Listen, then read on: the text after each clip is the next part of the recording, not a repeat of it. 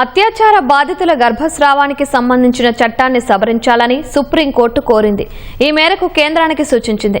బాలిక తన 30 వారాల గర్భాన్ని వైద్యపరంగా తొలగించుకునేందుకు అనుమతిస్తూ తామిచ్చిన ఆదేశాలను పక్కన పెట్టాలని ఎయిమ్స్ దాఖలు చేసిన పిటిషన్పై అత్యున్నత ధర్మాసనం అభ్యంతరం వ్యక్తం చేసింది.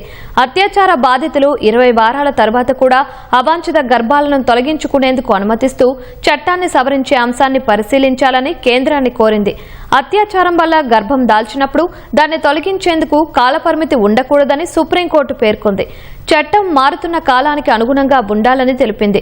బాధితురాలిపై అత్యాచారం జరిగిందని, ఒకవేళ గర్భం తొలగించేందుకు అనుమతించకపోతే ఆమె జీవితాంతం మానసిక క్షోభ అనుభవించాల్సి ఉంటుందని సుప్రీంకోర్టు ప్రధాన న్యాయమూర్తి జస్టిస్ సూర్యకాంత్, జస్టిస్ జోయ్ మాల్యా బాగ్చితో కూడిన ధర్మాసనం పేర్కొంది.